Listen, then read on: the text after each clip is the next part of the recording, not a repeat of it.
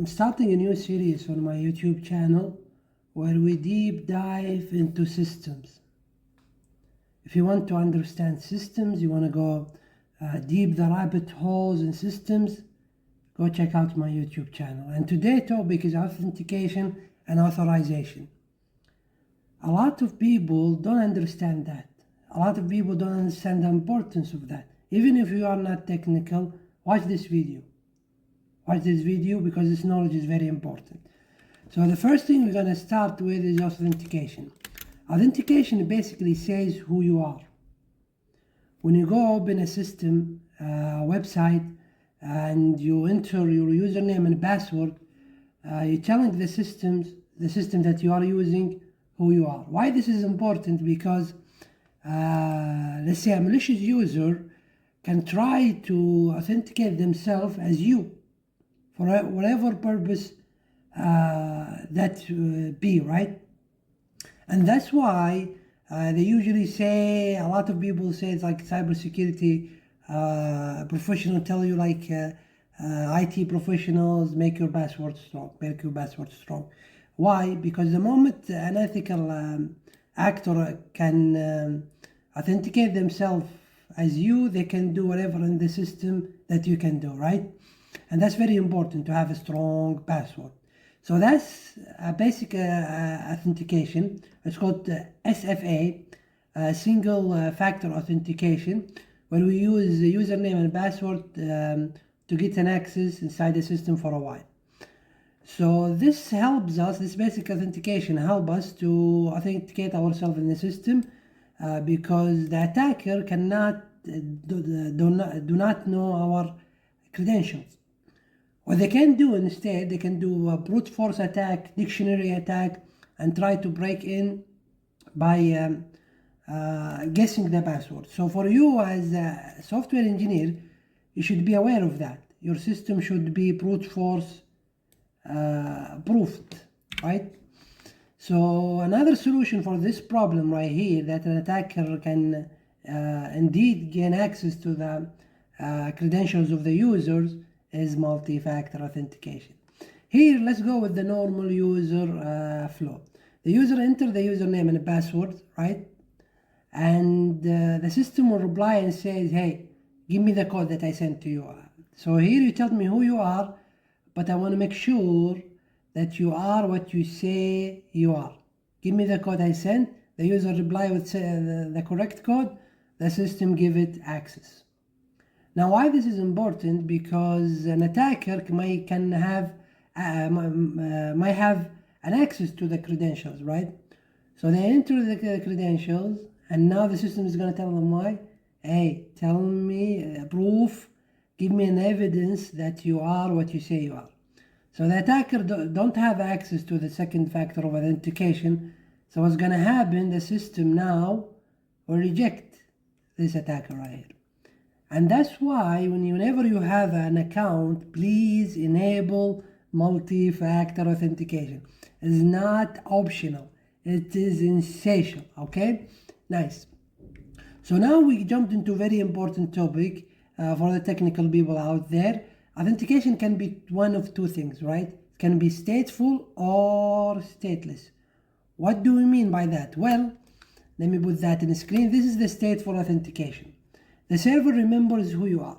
When you go to your web page and enter your credentials, usually what's going to happen, there are going to be there an HTTP only cookie. The HTTP only cookie only accessible by the HTTP protocol, is not stored on the client side, and the server here knows information about you. It has a session in there that identify you as a user. The server will say, I know you because you are on session A, for example. You are user A because you are on session A, right? To put in simple ways. So stateless is a bit different, right? It's a bit different. We don't store anything on the server side. We don't store anything in the server side. Instead, we use protocols like JWT, a JSON Web Token, where we can create a token, and we're going to be able to verify that token and make sure in the transition between the server and the client that token hasn't been tampered with. What do we mean by tampered with? Change the data inside it, right? And that's basically the stateless authentication. The server sends a signed token, for example, to what? And you present it every time, and the server verifies it. Well, you don't see that because the client here is doing that on behalf of you, right? So that's a stateless authentication. Why do people use stateless authentication over stateful authentication? Well, it depends on the use case. For example, here stateless authentication is really good for microservices, right? Where you break your system and you break your large app into small services, and you can use stateless authentication to communicate with all of those services. And yeah, so that's not the only way, because you here in the server, in the stateful authentication, you can do just that, right? You can have a centralized storage, session storage, and all of your microservices communicate with that centralized session storage. So now we're into a very important topic. We arrived at authorization. Authorization is very important for you to understand. So now you authenticated yourself in the system, and the user authenticated themselves in the system. We know who they are, right? They proved who they are. So now we want to know what they can do, right? And the way we do that, because once we know who they are, we need to know what they are allowed to do, right? And what are your permissions and or roles within the system. That's why we need authentication and authorization for a secure system. Here is a simple example. The role of this user is user. The role of this admin is admin. The user can access the user portal. The admin can access the admin portal. But once a user here tries to access our admin portal, the system rejects. Why? Because we have solid access control and authorization in place. You cannot talk about authorization without talking about OAuth 2.0, right? Open authorization standard. Well, this is a very tricky topic. I recommend a course on Udemy called The Nuts and Bolts of OAuth. But here we're going to give us, let's say, brief introduction. So OAuth helps us to give the users access to other clients safely without giving away their passwords, right? Here, for example, here is a key, but only for this door. When you use, for example, here, go to a website and they have a Google login on their website, what's going to happen basically, Google is going to use your credentials to give an access token to this Scribe SaaS, and that Scribe SaaS will authenticate you based on that. Because why? Google is a trusted entity, right?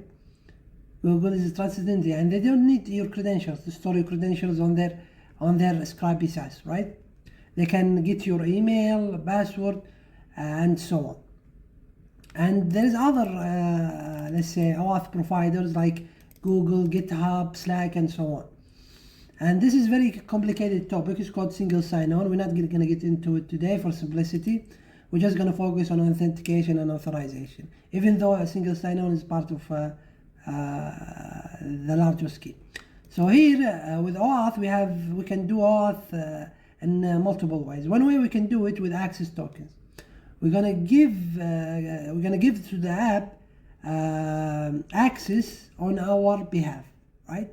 Once we sign in with Google, that access token is going to be used within the client and server scheme to communicate on our own behalf.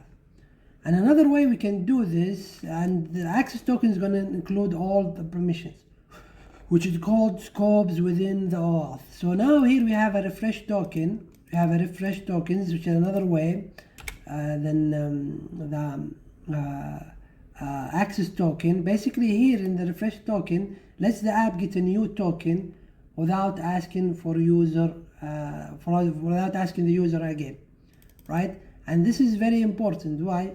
because if someone, let's bring the bad cat icon right here. If someone have access to our access token, and they can be us, right? They can be us, and they can do action on behalf of us, because why? They have access to our access token. A refresh token, what it's going to do is going to use a refresh token to refresh that access token every while, and that refresh token do not refresh every second, expires after day, but that refresh token is used by the system to refresh the access token. Okay, great. So now here we got into a very important topic in OAuth, which is scope. Scope limits what the app can access on our own behalf. For example, you can read my photos but not edit them, right? So here we have the user consent screen, and the scopes are granted for the app on our own behalf. And now here we can say, like, you can read the photo but you cannot edit them, right? You can read the photos and only let's say email only read, you cannot write. Email only, you can read all my personal information from Google, my email and my photo. That's it. You cannot access anything else. And that's basically what is scopes in OAuth scheme. Now we had arrived in the very important place, which is OAuth grant types. As you can see, the graph is a bit large, but let's just go to them one by one. So the first thing we have here is the authorization code, right? And those right here is very important for you to understand, because now you can navigate OAuth. You can you know which OAuth flow useful for your system, right? So here you're gonna go to this one, authorization code used by web apps with server backends, right? And require the client secret and authorization code, redirect the user to a login and consent, and after that the user indeed login and consent. For example, yes, I want to use my Google credentials to log in this app. Okay, click OK. And after that, the user gonna have access to the Scrubby SaaS, right? This is the most secure for confidential clients, right? So this is the most secure way for you as a SaaS provider to provide access to your SaaS to your users, right? Because you don't manage their usernames and password. Managing the password is a very complicated thing. You need to use one-way hash function. You need to store the credentials securely and so on.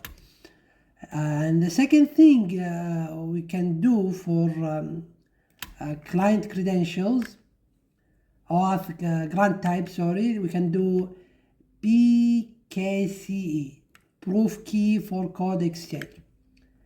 And that's the benefit of using that. Well, it enhances our authorization code for public clients used in mobile and single page apps, and does not require a client secret, mitigates code interpretation, code interceptions attack. So here basically in our authorization code, what is our bad cat is right here again. What it's gonna do, this bad cat right here, is gonna try to steal the authorization code and use that to access our system.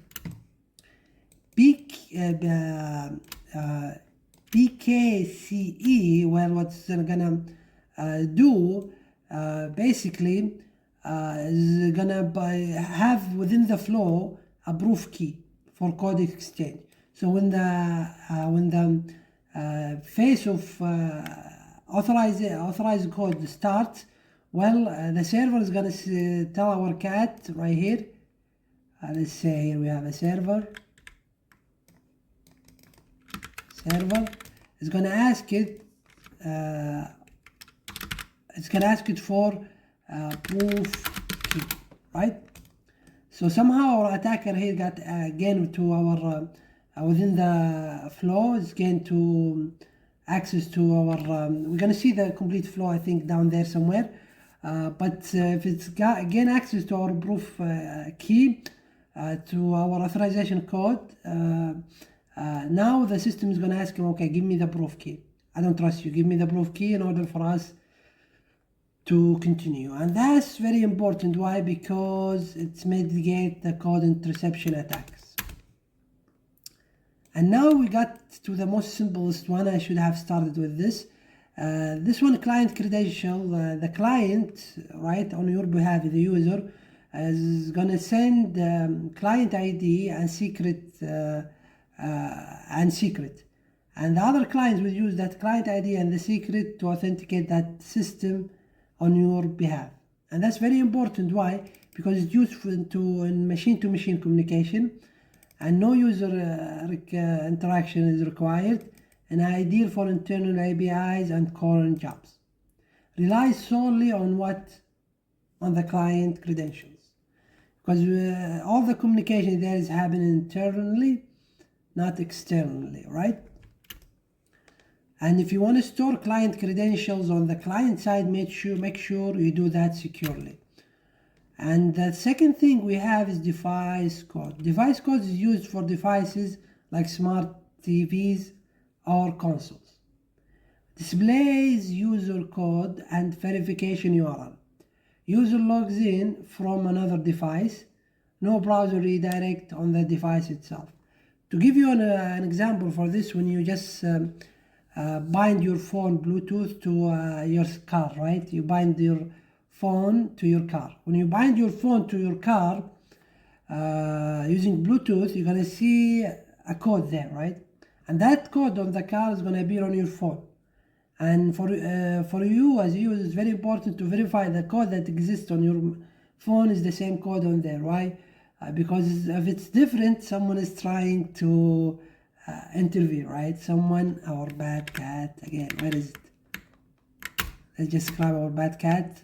It's right there, right? So they are everywhere. They're not gonna leave you alone. They are everywhere, right? Even when you're trying to connect your phone to your car, okay? Great, so this is very important. This is used mainly within IoT devices and mobile devices and other devices to authenticate humans in. So now we have refreshed tokens. We talked about them.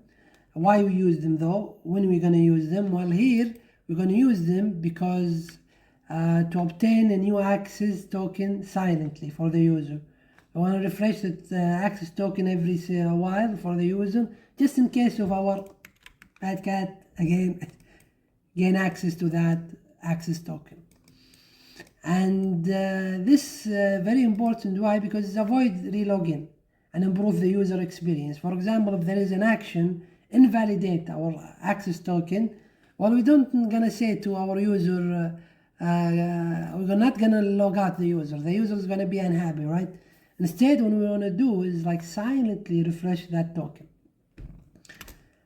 And it's used in authorization code and PKCE, right? And the refresh token must be stored securely. It must be stored securely on the client side, on the server side.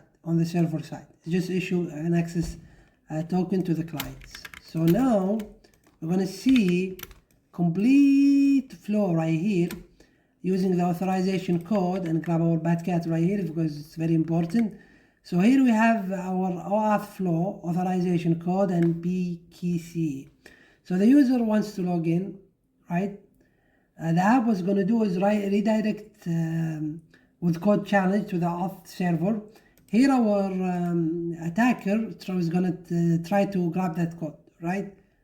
Because if he grab that code, what's gonna do? Well, he's the one who's gonna get the login consent screen, right? Which is very, very bad, right? And that's why we use protocols like HTTPS. So now the user arrived at the login and consent screen. What they're gonna do now is gonna give credential to the auth server, and the auth server is gonna send the auth code, right? And to the app, and the app is going to exchange that for a code and a challenge for the access token. You see, you're making it hard in every step, in every stage, making it hard for the bad cat right here to gain access, right? So here, finally what's going to happen is going to send an access and refresh token, and that access and refresh token is going to be used to access the resource server right here. And the resource server is going to grant access. It's going to give that app an access token to access this resource server. And the user can go on their life and just do what they can, right? So let's assume this right here is actually a bad cat, right? He got granted access, right? But he couldn't exploit this. He couldn't exploit any of these steps, but he granted access to the system. What they can do now, basically, well, they can think. If they are like smart, they understand the system, they're gonna think like, okay, I have an access. The only way for me now to exploit the system is basically, let's see how good their access control.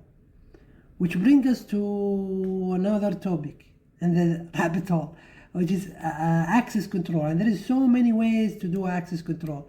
Attribute-based access control, role-based access control. To keep this short and to the point, we're going to just talk about role-based access control. Role-based access control basically will say who can do what, right? Who can do what within our system. Users are assigned roles, admin, editor, viewer, whatever that role is. Each role has permissions, aka policies on the resources. For example, admin can delete users, editor can update posts, right? But user cannot update posts, and so on. We can have those roles, we can implement this role-based access control in so many ways. One of the ways we can use a JWT, JSON Web Token, and inside this JSON Web Token, we're gonna have a role, right, as a claim inside the token, and on each request, we're gonna verify the token and check the user role and check if the user role can do that action.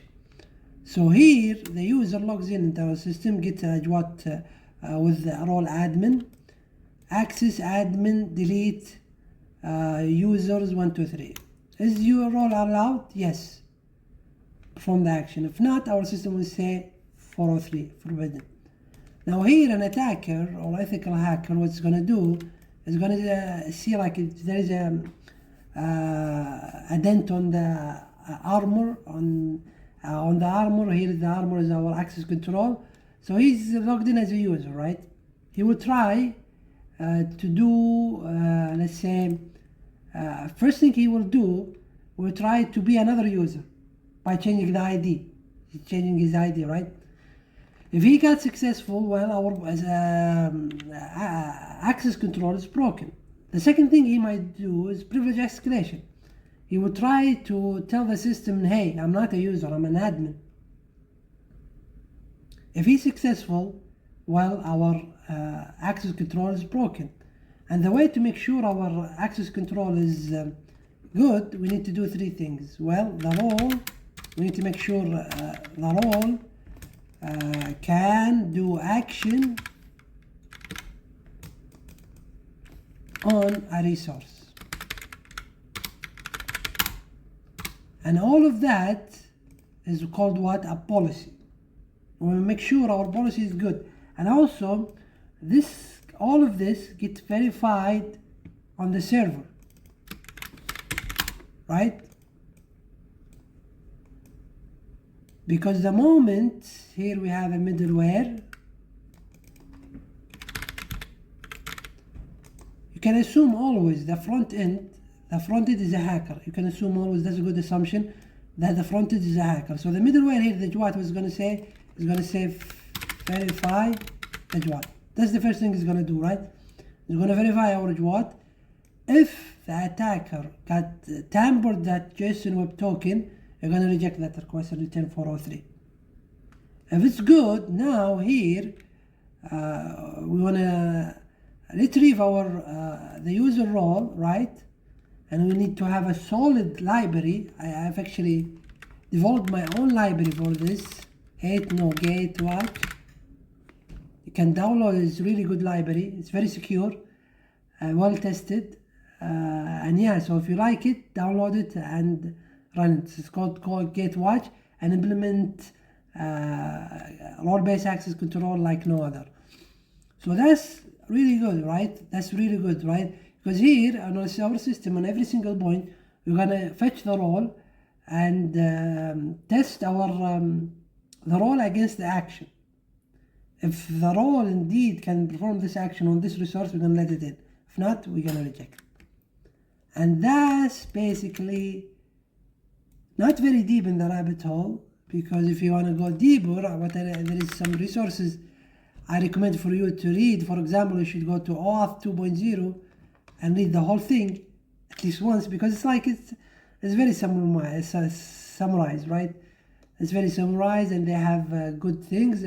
And if you don't have time for this, what you're gonna do is like nuts and bolts of OAuth 2.0 Udemy. That's a really great course. I know all of this stuff because I worked on cybersecurity products. If you want to understand all of that and you're a developer, I highly recommend this course. Even though it's expensive, this is the best $80 you'll ever spend. So that's everything I have for you for this episode, and more to come, inshallah. We're gonna go down the rabbit hole with other topics in system design.